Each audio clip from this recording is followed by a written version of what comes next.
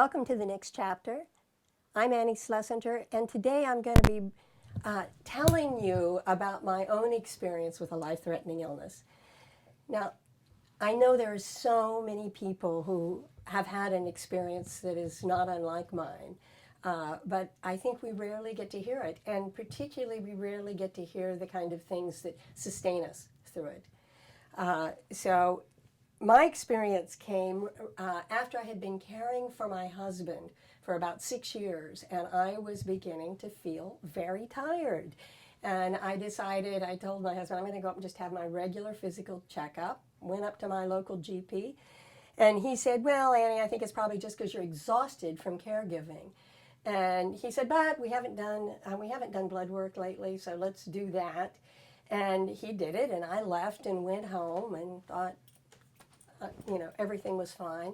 I got a call from him the next morning. It was a weekend, I remember, and he called me on Saturday morning, and he said, well, your numbers are back. He said, I think you need to go down to the cancer center, and I've made an appointment for you today, and see what they have to say. And at that point, I'm beginning to get a little nervous, and I went down, and before I know it, they were giving me a transfusion. And it took a week really to get a diagnosis. I had to have a bone marrow biopsy.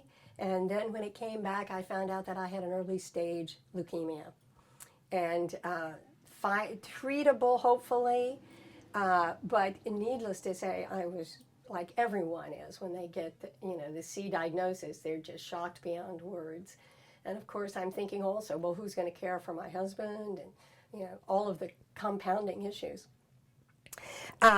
So long story short, we spent sort of the next 3/4 of the year treating it with chemotherapy, which was not effective.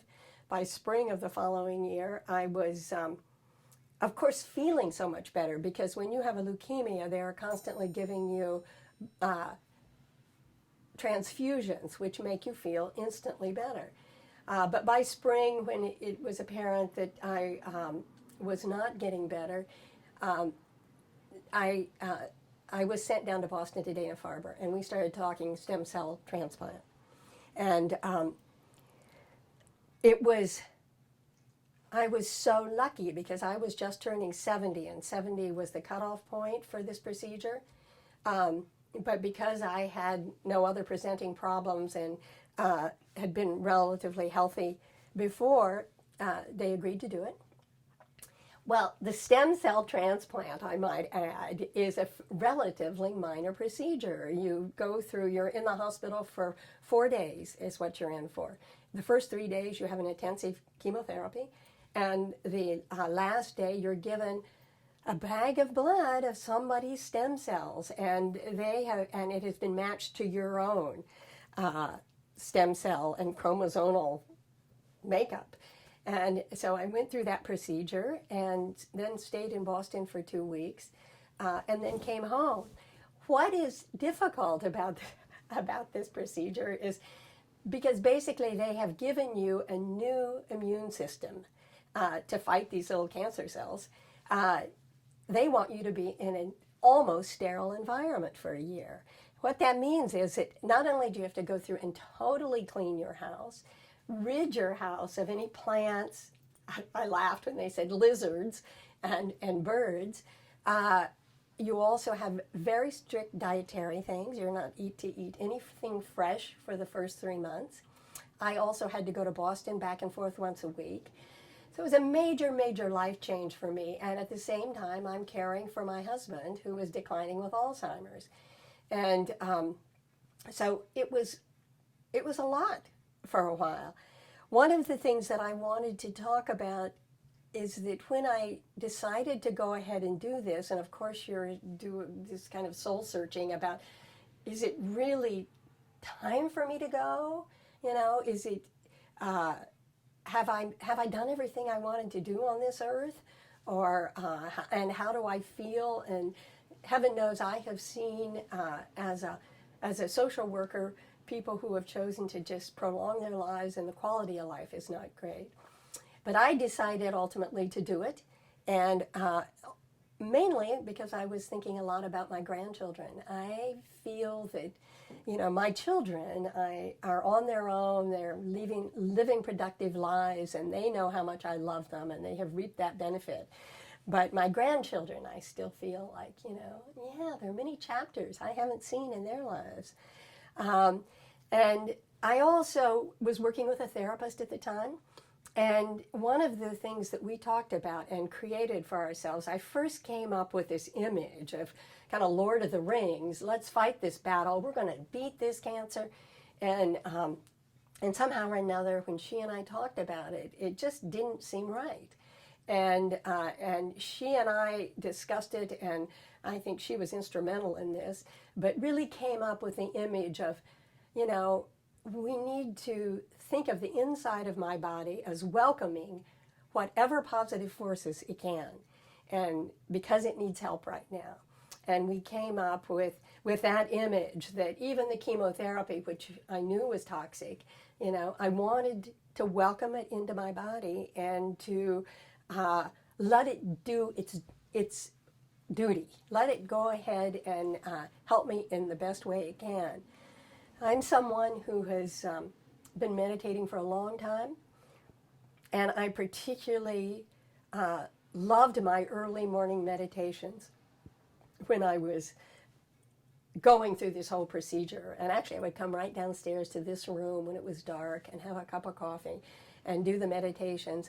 And that meditation of welcoming in whatever I needed on the inside of my body, I did every day.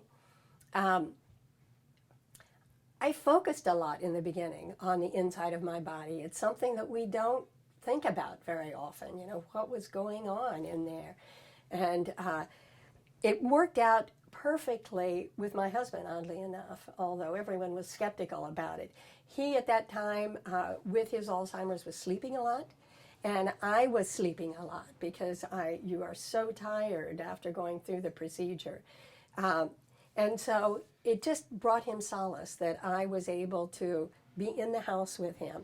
The other thing, if I had put him into a nursing home or an assisted living, I would not have been able to go visit him because the restrictions for me on the outside of the house were I could drive a car as long as I stayed in it.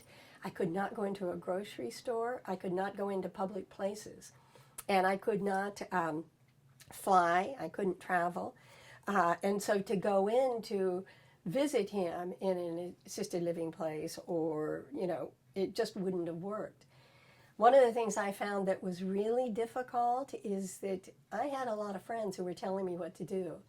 And it almost damaged our friendship through all of this. I certainly had to set some boundaries and say, I really appreciate your concern, but, I'm not going to do it that way. I'm going to do it the way I feel is the only answer. And I was very lucky in that my children really were able to stand by me on this. I mean, I think they would have wanted me to do it a slightly different way too. They were concerned that I was doing too much for my husband. But they respected that it was my opinion. I was getting at the time also huge amounts of phone calls and people who wanted me to call them back, and it was just impossible for me. And so my daughter, Annabelle, who lives out in Colorado, took over sending an email once a week after I came back from Dana-Farber and kind of sending it out as a group email so that everybody got an update as to how I was doing, which was terrific because it really plugged me into so many friends, and I felt so loved and attended to because then they would send me emails. And so the loneliness of being here in the house, it really was not a problem. If anything, I feel more lonely now that I'm out in the real world and have survived this illness. I think that one of the major lessons I learned through it is that we don't say enough to people about our feelings. And I don't mean just our family and friends. I mean the person who works behind, the counter at Shaw's.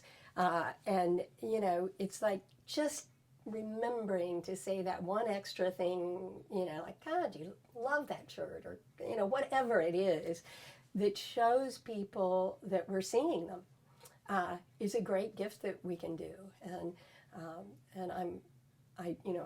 I want to remember that. I'm thinking sort of what else. I actually ultimately so enjoyed the quietness of my home, and I still totally enjoyed it. It felt like a year-long retreat. And actually, I have a daughter who is a Buddhist and who has done 3-month retreats, and I understand why that's so appealing. I think we do way too much in our lives always. I think that to have that quiet time, and now that I'm able to be out doing everything, I find that after I've spent probably a luncheon with friends or a dinner party with people that I love and it's enjoyable, I just find the energy from them all can be so overwhelming, and I really need to come back and honor myself and be quiet and let myself kind of recover, even though I am no different than you now. Another thing that started to happen after about 6 months of being into this is that I really started feeling myself getting better. And I was back to pretty much eating normally. I could have some friends in the house. And with that came this incredible creative energy that I would feel. And I would sit in this room and have ideas, and I got this, and I started acting on them. Because I had lost my hair, and also I had lost a lot of weight, a lot of my clothes didn't fit me, and I started sort of going upstairs in the closet and playing dress up. And then my daughter came over from Maine and did a photo shoot with me, and we put together this little style show, which you see at the end of my show often. And I called it Elder Glam, and I wanted to put together a style show of elderly women and do it as a fundraiser. And we did do it as a fundraiser, or part of a fundraiser for Neighbor to Neighbor at one point. And who I also want to mention, the two organizations, when I couldn't go out of the house, Neighbor to Neighbor went shopping for me, and they were terrific.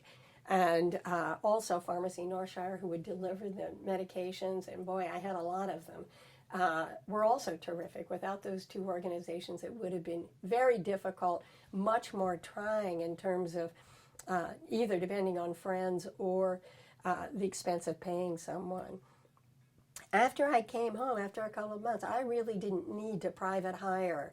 I was managing to do pretty much everything myself. But in the book, which I don't have right here, I actually created a book when I was caring for my husband. And half of that book is dedicated to things that sustain us. And I think it is so important when you're going through something that is taxing physically for you, that you use those aids. I mean, it's, if it's getting together with friends, if it is laughing on the phone, whatever it is that makes you want to stand up and celebrate. Think if there's like other things about this experience that that I need to mention. I just can't stress enough is, it's so easy for us to take care of other people. And it is like so hard to step back and take care of ourselves. And that old saying about, this was a hospice saying when I was working for visiting nurse, that if you don't keep the pitcher full, you won't have any for yourself. And it's like, we can say that, intellectually, but it's really hard to just stop for a minute and say, I'm tired, I need to lay down, or I need to be quiet, alone with myself for a while, or, that is so important. Before I finish, I also want to say just a little something about fear. And fear is something can really get on top of us, and particularly when we are talking about a life-threatening illness. Fear, and then with that, I want to sort of that to hold hands with the idea of thinking about dying and being aware that we are finite human beings, and that at the beginning of this little segment, I have a little life review, and it's really a good thing for all of you to ponder. If you were going to create a little life review for yourself, what are the pivotal moments in your life, and what are things that you haven't felt so good about, and what do you still want to do? And often, I think also as we age, we can see that those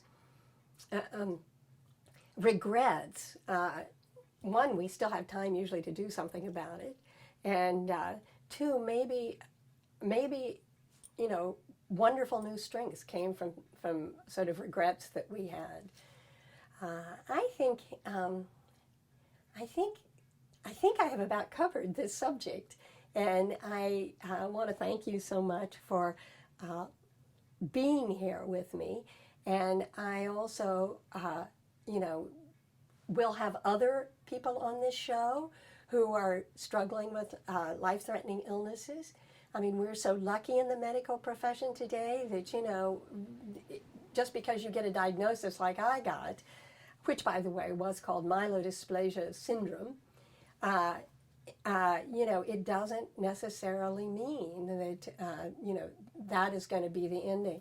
I was, genetics and stem cell treatments were just getting underway when I went down to have my procedure. And I feel so fortunate that, and gratitude is something also that, I really want to express a lot, both to my doctors and to my family and everyone. But anyway, as I close, I will always... I'm Annie Schlesinger's daughter, eldest daughter. And she wanted me to talk a little bit today about the evolution of organization. So, let me start my story by saying that about a year ago, last July, we found out that my mom had a rare kind of cancer. And it was becoming very serious very quickly, so I decided to come over and visit her and, help her start planning the process of treatment and everything. So when I came over to Vermont, I live in Maine, and I spent a couple days in her house. It became evident that I needed to know more information about who her providers were and who her lawyer is and all of that. So one night after she had gone to bed, I'm like, yeah, I think I'm just going to go through that Rolodex I gave her a couple Christmases ago and see what I can find. So I got the Rolodex out, and lo and behold, there was nothing in there. So then I went back to her address book, and there was like lots of things crossed out and arrows and different things, and I tried to make heads or tails of it and write down, who her doctor was, who her dentist was, who her lawyer is, who her CPA is, and so I did my best, and I showed her the list in the morning, and I said, Mom, this is the list I came up with. And she started laughing hysterically, saying, where did you get this from? This is too funny. And I'm like, what's wrong? What's wrong? And she's like, oh, well, you wrote down, the plumber as my doctor and the cable guy as my PCP. So I think the moral of the story is that, when you begin to get older, it makes a lot of sense to have those things clearly written out, and so your children don't have to go hunting and pecking for them. And it probably only takes you a couple minutes just to write down that information and just keep it safe in a file cabinet somewhere. And then update it occasionally as well, because obviously those important people in your life do change at times. So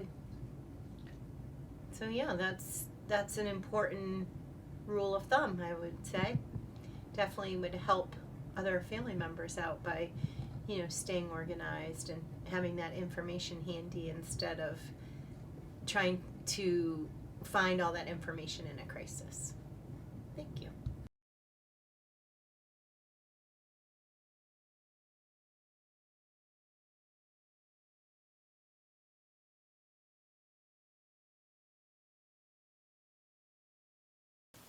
I have one other story that I'd like to tell about this whole experience.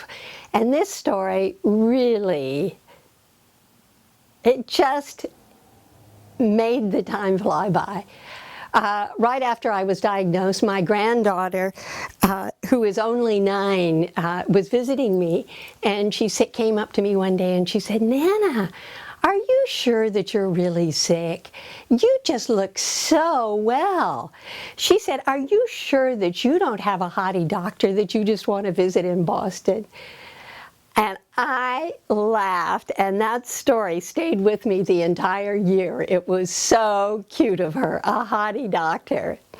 And then, of course, I told the doctor about it, and of course, he was totally professional and cerebral, and he looked at me and said, "You know, Annie, I have never in my life been called a hottie doctor." And I just looked at him and I said, "You just enjoy this moment."